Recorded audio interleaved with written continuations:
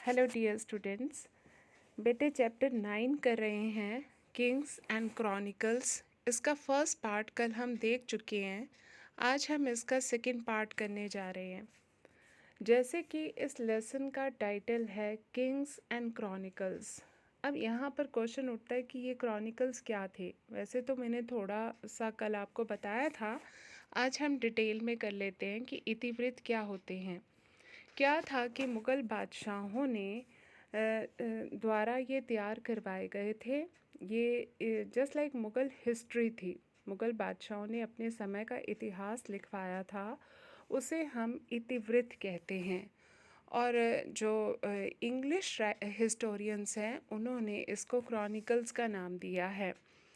तो ये अगर हम मुग़ल एम्पायर के बारे में और उनके टाइम के बारे में और उनके दरबार के बारे में अगर जानना चाहते हैं, स्टडी करना चाहते हैं, तो उसको जानने का ये एक बहुत अच्छा सोर्स है। ठीक है।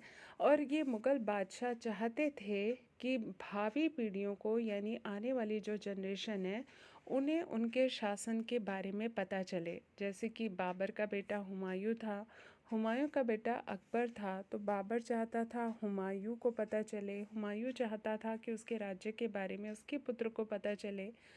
तो इसलिए इन्होंने अपने भावी पीढ़ियों के लिए ये लिखवाया था ताकि वो उनके शासन के बारे में, उनके बारे में जान सकें। मुग़ल इतिवृत्त को, यानी जो इन इतिहास को लिखते थे, वो लिखने वाले लेखक दरबारी लेखक होते थे। यानी दरबार के जो राइटर्स होते थे, हिस्टोरियंस होते थे, वही होते थे। अब बेटे दरबारी लेखकों ने जो इनके बारे में लिखा, हम उसके ऊपर पूरी तरह से बिलीव तो नहीं कर सकते, क्योंकि ये राइटर्स अपने बादशाह के अगेंस्ट तो नहीं लिख सकते थे ना। बादशाह कितना भी बुरा क्यों ना हो, वो उसकी प्रेस में ही लिखते थे। लेकिन अगर हमें उस टाइम के बारे में जानने के लिए और सोर्सेज नहीं हैं, तो ऐसे में इनके द्वारा लिखे गए ये क्रॉनिकल्स, ये इतिवृत्त बहुत ही इम्पॉर्टेंट सोर्स हैं जानने का। तो बेटे इन्होंने जो भी हिस्ट्री लिखी थी, उसका जो सेंटर पॉइंट था वो राजा था। राजा से जुड़ी हुई घटनाएं थी, यानी जो सम्राट बादशाह होते थे उनके बारे में लिखा जाता था। उनके टाइम में हुई जो इवेंट्स होती थी, घटनाएं होती थी, जैसे लड़ाइयाँ हुई या दूसरी घटनाएं हुई, रॉयल फैमिली के बारे में, कोर्ट के बारे में, अभिजात वर्ग यानी जो अमीर वर्ग, मिनिस्टर्स थे, उनके बारे में, युद्धों के बारे में, और जो एडमिनिस्ट्रेटिव सिस्टम था उसके बारे में, यानी ये शासन कैसे चलाते थे, कौन मिनिस्टर्स होते थे, उनके क्या काम होते थे, ये सब कुछ उसमें लिखा जाता था। इसके उदाहरण है जैसे हुमायूं नामा है, अकबर नामा है, शाहजहाँ नामा है। हुमायूं नामा जिसे गुलबदन बेगम ने लिखा था, अकबर नामा जिसे अबुल फजल ने लिखा था, और शाहजहाँ नामा जिसे अब्दुल हमीद लाहौरी और बाद में वारिस ने लिखा था। इनके बारे में हम आने वाले पार्ट्स में पढ़ेंगे। एक बार इंग्लिश में देख लेते हैं कि what are chronicles. Chronicles were prepared by Mughal emperors. These are the important source of study of the Mughal Empire and their courts. The rulers wanted the details of their rule to be available for future generation.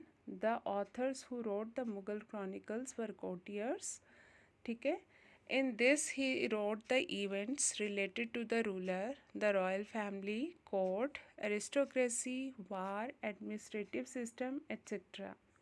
Examples हैं जैसे हुमायूं नामा, अकबर नामा और शाहजहाँ नामा। ठीक, यहाँ तक I hope आपको अच्छे से समझ में आ गया होगा। अब हम नेक्स्ट पार्ट की तरफ चलते हैं, तुर्की से फ़ारसी की ओर। बेटे क्या थे कि ये जो मुग़ल हिस्ट्रीज़ लिखी गई थी, ये पर्शियन लैंग्वेज में यानी फ़ारसी भाषा में लिखी गई थी। बेटे मुग़लों से पहले भारत के ऊपर दिल्ली सल्तनत का रूल था। कल मैंने आपको बताया था कि 1206 से लेकर 1526 तक भारत पर दिल्ली सल्तनत का शासन था। जो दिल्ली सल्तनत के सुल्तान थे, उन्होंने अपने टाइम जो हिस्ट्री लिखवाई थी, वो उन्होंने हिंदवी या पर्शियन लैंग्वेज में लिखवाई थी। इसके बाद मुग़ल आ गए, यानी बाबर आया। बाबर ने 1526 में मुग़ल साम्राज्य की स्थापना की, उसने जो अपनी पोएम्स या अपनी जो बायोग्राफी या जो भी उसने मेमोरीज लिखवाई थी, वो उसने लिखी थी, उसने टर्किश लैंग्वेज में लिखी थी, क्योंकि उसको टर्किश लैंग्वेज बहुत पसंद थी। लेकिन बाद में अकबर ने फ़ारसी को दरबार की भाषा बनाया था, क्योंकि अकबर को पर्शियन लैंग्वेज पसंद थी। तो उस टाइम जो कोर्ट की लैंग्वेज थी, जो एडमिनिस्ट्रेटिव लैंग्वेज थी, वो फ़ारसी थी।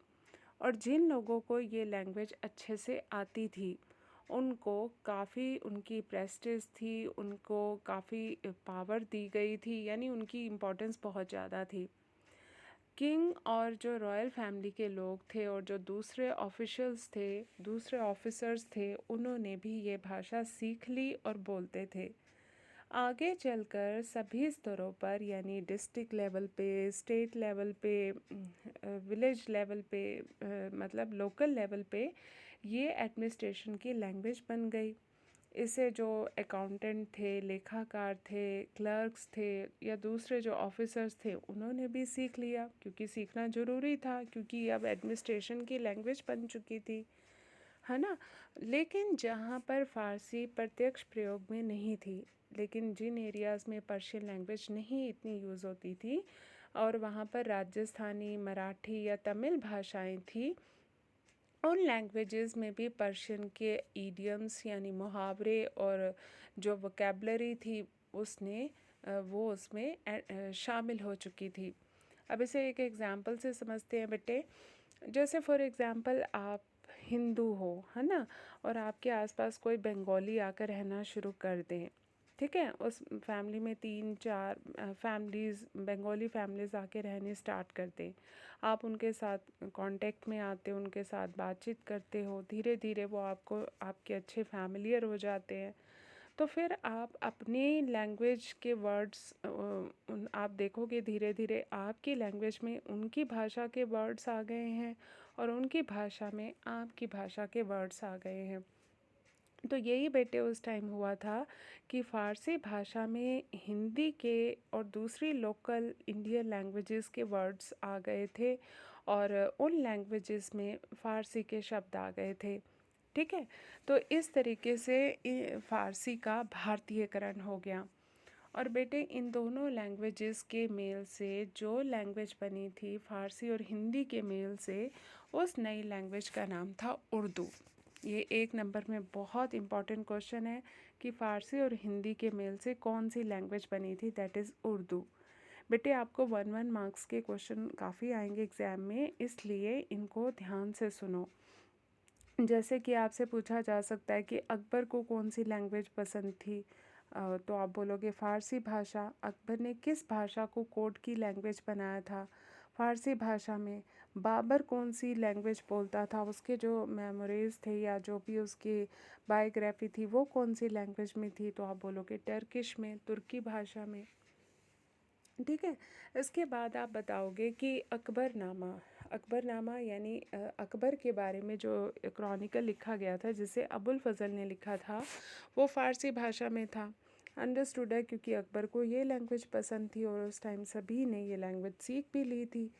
इसी तरीके से जो बाबरनामा थी, जिसे बाबर ने खुद लिखा था, तुर्की भाषा में लिखा था, उसका भी अकबर के टाइम में पर्शियन लैंग्वेज में ट्रांसलेशन हुई, ठीक है। इसके अलावा मुग़ल बादशाहों ने, ये लाइन काफ़ी इम्पॉर्टेंट है, मुग़ल बादशाहों ने महाभारत और रामायण जैसे संस्कृत के ग्रंथों को भी ट्रांसलेट करवाया था। जैसे कि महाभारत का जो पर्शियन लैंग्वेज था, संस्कृत भाषा में थे ये, सॉरी, और इनको फ़ारसी भाषा में ट्रांसलेट करवाया था। जैसे महाभारत का फ़ारसी लैंग्वेज में जब ट्रांसलेशन करवाया गया, तो उसका नाम था रज्जमनामा, और इसको युद्धों का पुस्तक जो है वो कहा जाता है, ठीक। तो अब एक बार इंग्लिश में देख लेते हैं। From Turkey to Persian, Mughal chronicles were written in Persian language, ठीक है। But before the Mughals, when the sultans of Delhi Saltanat ruled, then chronicles were written in North Indian language. Specially in Hindavi and Persian during that period. यानी दिल्ली सल्तनत के समय में जो इतिवृत्त लिखे गए थे वो हिंदवी और फारसी लैंग्वेज में लिखे गए थे। Babur wrote his poems and memories in Turkish language. Babur जिसने मुग़ल साम्राज्य की स्थापना की थी, उसने अपने संस्मरण और उसने अपनी जो पोएम्स लिखी थी वो तुर्की भाषा में लिखी थी। But Akbar made Persian the main language of the court. पर अकबर ने पर्शियन लैंग्वेज को कोर्ट की दरबार की भाषा बनाया। In his time Persian was given the high position of the language of the court. ठीक है। Power and prestige were were given on those who had a good grasp of this language। जिनकी इस language के ऊपर अच्छी पकड़ थी, उनको जो था काफ़ी पावर और प्रेस्टिज यानी शक्ति दी गई। The king and people of the royal family and special members of the court spoke the same language। राजा और उसकी फैमिली, रॉयल फैमिली के जो और दूसरे जो स्पेशल मेंबर्स थे कोर्ट के, वो यही लैंग्वेज बोलते थे। It later became the main language of administration at all levels। सभी लेवल्स पर यानी स्टेट लेवल और डिस्ट्रिक्ट लेवल पर एडमिनिस्ट्रेशन की ये जो लैंग्वेज थी वो पर्शियन बन गई। It was also learned by accountants, clerks and other officials।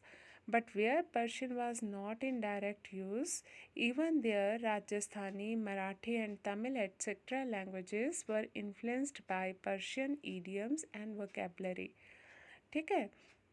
By the 17th century, Persian-speaking people had come to the different regions there and Indian language-speaking people influenced by them। ठीक है। In this way, Persian also became Indian due to the incorporation of local idioms in Persian language। यानी Persian language में Indian languages के मुहावरे आ गए और जो था इंडियन लैंग्वेजेस में पर्शियन भाषा के आ गए। A new language in the form of Urdu emerged from the interaction between Persian and Hindavi। फारसी और हिंदवी के मेल से इंट्रैक्शन से एक न्यू लैंग्वेज बनी, दैट इज़ उर्दू। ठीक है।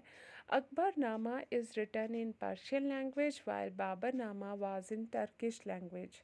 But Baburnama was also translated into Persian. Akbarnama Persian भाषा में यानी फ़ारसी भाषा में लिखा गया और बाबरनामा तुर्की में, लेकिन बाद में बाबरनामा का तुर्की से फ़ारसी में ट्रांसलेशन हुआ। Mughal emperors also ordered Sanskrit texts such as the Mahabharata and Ramayana to be translated into Persian। ठीक है। Mahabharata was translated as Razmnama book of wars. यानी महाभारत का संस्कृत से फारसी में ट्रांसलेशन हुआ और इसका नाम था रज्जमनामा बुक ऑफ वॉर्स। ठीक है। इसके बाद है पांडुलिपियों की रचना। It's very very important topic, इसे बहुत ध्यान से समझना, ये पेपर में बहुत ज़्यादा पूछा जाता है। तो कहता है ये जो पांडुलिपियाँ थी इनको कैसे लिखा जाता था। पांडुलिपि जिसे इंग्लिश में मॉन्यूस्क्रिप्ट कहते हैं, ये हाथ से लिखी हुई किताबें होती थी। मुग़ल भारत का जो इतिहास है वो इसी रूप में लिखा गया, यानी हाथ से लिखी गई थी ये मॉन्यूस्क्रिप्ट्स। पांडुलिपियों की रचना का मुख्य केंद्र शाही किताब खाना था, यानी जहाँ पर इन मॉन्यूस्क्रिप्ट्स को लिखा जाता था उस जगह को हम शाही किताब खाना कहेंगे। अब शाही किताब खाना जस्ट लाइक एक लाइब्रेरी का ही रूप है, लेकिन लाइब्रेरी में तो किताबें रखी जाती हैं, लेकिन यहाँ पर पांडुलिपियों को लिखा भी जाता था और उनको स्टोर भी किया जाता था। पांडुलिपि की रचना में अलग अलग प्रकार के कार्य करने वाले बहुत से लोग शामिल होते थे। अब पांडुलिपि यानी एक किताब को लिखने में बहुत सारे लोग जो थे वो अपना सहयोग देते थे। तो ये एक छोटा मोटा काम नहीं था, उस टाइम किताब लिखना एक बहुत बड़ा काम हुआ करता था, बहुत मेहनत का काम था। बेटे आज के टाइम में तो बुक लिखना इतना मुश्किल नहीं है, आप कंप्यूटर में डालो ट्रांसलेशन, मतलब कंप्यूटर में डालोगे उसमें टाइप भी हो जाएगा, है ना, तो इतना डिफ़िकल्ट नहीं है। लेकिन इस टाइम जो था इसको लिखना बहुत मुश्किल काम था, तो काफ़ी सारे लोग इसमें अपना हेल्प करते थे। सबसे पहले जैसे कागज़ बनाने वाले जो कागज़ बनाते थे, फिर पांडुलिपि के पेजेस तैयार किए जाते थे। फिर पाठ की जो नकल करने वाले सुलेखक होते थे। सुलेखक मतलब कौन? जैसे मान लो मैंने कुछ लिखा पर मेरी राइटिंग अच्छी नहीं है, तो आपकी राइटिंग बहुत अच्छी है, तो आप उसकी मेरी जगह आप लिखोगे, मैं बोलूँगी आप लिखोगे, तो आप सुलेखक हो। सु मतलब सुंदर लिखने वाला, यानी कैलीग्राफर। पेजों को चमकाने के लिए कोफ्तकार, जो पेजों को मतलब शाइनिंग देता था, उसको कोफ्तकार कहते थे। चित्रकार, पेंटर। अब सुलेखक ने लिख दिया, लेकिन अब उसके आसपास की जगह वो खाली छोड़ देता था ताकि पेंटर उसको उन वर्ड्स को पढ़कर पेंटिंग बना सके, चित्र बना सके। जल्द साज जब बुक बन जाती थी तो उन सारे पेजेस को जो इकट्ठा करता था, उसको बाइंडिंग करता था, जल्द चढ़ाता था, उसको जल्द साज कहते थे, यानी बाइंडर।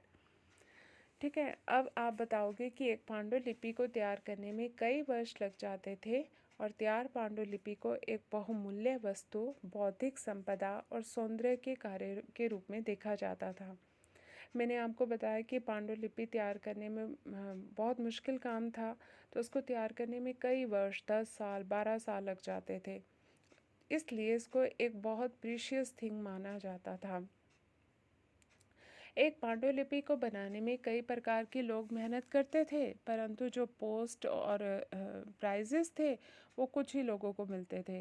अब देखो, पांडुलिपि को तैयार करने में कई लोग हेल्प करते थे, लेकिन जब क्रेडिट लेने की बारी आती थी, क्रेडिट देने की बारी आती थी, तो वो क्रेडिट मिल जाता था कैलीग्राफर को और पेंटर्स को। बाकियों को कोई इतना मतलब उनको वो गुमनाम ही रह जाते थे। अब फॉर एग्ज़ाम्पल एक मूवी बनती है ना। अब मूवी में हीरो, हीरोइन, विलियन, इन्हीं को इम्पोर्टेंस मिलती है। बाकी जिन्होंने इस मूवी को बनाया, प्रोड्यूस किया, डायरेक्ट किया, मतलब जिसने म्यूज़िक दिया, वो सारे बेचारे गुमनाम के अंधेरे में चले जाते हैं, जिसने भी मतलब सारा काम किया। तो यही होता था उस टाइम में भी कि बुक को जो राइटर थे और जो पेंटर थे वही आगे आते थे, बाकी सारे गुमनाम ही रह जाते थे, उनको कोई क्रेडिट ही नहीं मिल पाता था। ठीक है, इसके बाद में जो ये सुलेखन होता था, यानी जो कैलीग्राफी करना होता था, हाथ से जो लिखने की कला होती थी, वो उस टाइम बहुत इम्पॉर्टेंट स्किल माना जाता था, बहुत अच्छी आर्ट मानी जाती थी। और उस टाइम डिफरेंट डिफरेंट स्टाइल्स में लिखा जाता था। तो अकबर की जो फेवरेट स्टाइल था उसको नस्तलिक शैली कहा जाता है। ठीक है, अब इसे एक बार हम इंग्लिश में देख लेते हैं जो हमने किया है। क्रिएशन ऑफ मॉन्यूस्क्रिप्ट, की मॉन्यूस्क्रिप्ट क्या होता है। Manuscript is a book written by hand, हाथ से लिखी हुई किताब होती है। History of Mughal India is written in the form of मॉन्यूस्क्रिप्ट्स।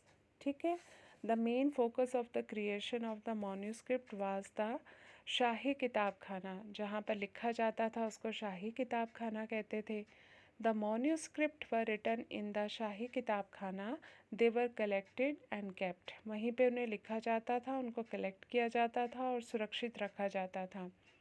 The composition of the manuscript involved many people performing different types of work. इसमें बहुत सारे लोग अपना कॉपरेशन देते थे, जैसे पेपर मेकर्स, पेपर बनाने वाले, guilders who illuminated the pages of the manuscript, जो कि पेजेस को चमकाते थे। कैलीग्राफर फॉर कॉपिंग टेस्ट, जो कॉपी टेक्स्ट करते थे उन्हें कैलीग्राफर्स होते थे। Painters who illustrated scenes from the text, जो कि टेक्स्ट को पढ़कर चित्र बनाते थे। और last book binders. In the end of these manuscripts were considered very precious and invaluable. They were a work of beauty and intellectual wealth. ठीक है, many kind of people work hard to make a manuscript, but few people got the title and award. Like calligraphers and painters enjoyed high social prestige, while others such as paper makers, binders remained as anonymous कारीगर्स, यानी वो गुमनाम के अंधेरे में ही रह जाते थे। Calligraphy, the art of writing by hand, was considered a very important skill. It was used in different styles.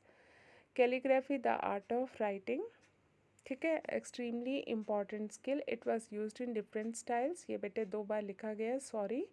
आगे, Akbar loved the nostalgic style. Akbar को नस्तलिक शैली पसंद थी। अकबर का जो लिखने का स्टाइल था, अकबर खुद तो अनपढ़ था, मतलब इलिटरेट था, लेकिन उसे बुक्स लिखवाने, पढ़ने, सुनने का बड़ा शौक़ था। तो उसको जो शैली स्टाइल पसंद था लिखने का, उसको नस्तलिक शैली कहते हैं। क्या होती थी इसे सुनो। नस्तलिक शैली, इस शैली में लंबे स्पार्ट पेज पर वर्टिकल रूप से क्षैतिज रूप से प्रभावी ढंग से लिखा जाता था। इसे 5 से 10 मिलीमीटर की नोक वाली सरकंडे की कलम से लिखा जाता था। कलम के टुकड़े को स्याही में डुबोकर लिखा जाता था। कलम की नोक के बीच में छोटा सा चीर लगाया जाता था ताकि यह स्याही आसानी से सोख ले। इंग्लिश में देखते हैं नॉस्टैल्जिक स्टाइल क्या था। In this style long flat pages were written horizontally effectively, यानी लंबे पेज होते थे और उनके ऊपर हॉरिजेंटली यानी टेढ़ा टेढ़ा करके लिखा जाता था। अभी हम पिक्चर से देखेंगे इसे। It had needs with a tip of 5 to, इसकी एक मतलब निब होती थी 10 millimetre, which was called a pen. A piece of pen was written by dipping it in ink. A small incision was made between the tip of the pen so that it could soak up the ink easily। ठीक है, अब हम इसे picture से देखते हैं, आपको जल्दी समझ में आएगा। क्या था बेटे, ये हमारे लिखने का स्टाइल है। ये देखो, ये पर्सन जैसे कि कलम से लिख रहा है, ठीक है, और इंक में डिप करके लिखते हैं। इसके बाद ये देखो, ये भी हमारी कलम है, ठीक है, और इसे इंक में डिप करके लिखा जाता है। इसमें नोक में चीरा दे दिया जाता है तो वो अच्छे से इंक को एब्जॉर्व कर लेता है, ठीक है। ये होती है कलम, सरकंडे की कलम, ठीक है। इसे अच्छे से आगे से शार्प कर लिया जाता है और फिर इसमें चीरा डाल दिया जाता है। ये देखो, जैसे चीरा है, बीच में मतलब चीर दिया जाता है, फिर इंक में डिप किया जाता है, क्योंकि चीर लगने से इंक में वो अच्छे से एब्जॉर्व कर लेती है। तो ये 5 to 10 मिलीमीटर लंबी इसकी नोक होती थी। देखो, ये भी जैसे इंक में डिप करके लिख रहे हैं। अब ये नस्तलिक शैली स्टाइल है, इसमें इस तरीके से लिखा जाता है। ये देखो, ये है नस्तलिक शैली। इसमें देखो स्पार्ट पेज है और इसमें हॉरिजेंटल लिखा गया है। हम तो सीधे सीधे लिखते हैं, इसमें देखो टेढ़ा करके लिखा गया, ठीक है। तो इसको नस्तलिक शैली कहते हैं और ये अकबर की फेवरेट स्टाइल था। ये आपको पिक्चर पूछी जा सकती है एग्ज़ाम में, तो ये कौन सा स्टाइल है लिखने का और ये किसका फेवरेट था। तो ये नस्तलिक शैली है, नॉस्टैल्जिक स्टाइल है और अकबर का फेवरेट स्टाइल था। ये बेटे बुक थी, दैट इज़ महाभारत, जिसे रज्जम नामा कहा गया, द बुक ऑफ वॉर। इसमें जो है ये बुक संस्कृत में थी, लेकिन महाभारत संस्कृत में है ना, लेकिन इसको पर्शियन लैंग्वेज में ट्रांसलेट किया गया था। फिर आप बताओगे कि ये देखो मॉन्यूस्क्रिप्ट जो है वो तैयार हो रही है, ठीक है। और ये जो है एक मॉन्यूस्क्रिप्ट का मैंने आपको पेज दिखाया है जिसमें राइटर ने लिख दिया है, कैलीग्राफर ने, और पेंटर ने इसको देखकर पिक्चर बना दी है। अब ये कलरफुल सा पेज भी हो गया, राइटर तो सुंदर लिख ही रहा है, पेंटर ने पिक्चर भी बड़ी सुंदर बनाई है, तो इन दोनों को ही क्रेडिट मिल जाता था। अब पेज किसने बनाया, इसको किसने चमकाया, इसको किसने बाइंड किया, ये जो थे कारीगर, ये गुमनाम ही रह जाते थे। ये जो है दैट इज़ बादशाह नामा है, इतिवृत्त है, जिसे शाहजहाँ के बारे में लिखा गया था और इसे अब्दुल हमीद लाहौरी और वारिस ने कंप्लीट किया था। ये अकबर नामा है जिसे अबुल फजल ने लिखा था। ये काफ़ी इम्पॉर्टेंट है कि अकबर नामा किसने लिखी थी। इसके बाद ये हुमायूं नामा है, जो कि उनकी बहन गुलबदन बेगम ने लिखी थी, हुमायूं की। तो ये भी आपको 1 मार्क में पूछा जा सकता है, ठीक है। तो ये बेटे आज का टॉपिक था। आई होप कि आपको अच्छे से समझ में आ गया होगा। नहीं आया तो बेटा वीडियो को 2-3 बार देखो, आपको समझ में आ जाएगा। थैंक यू बेटा, हैव ए नाइस डे।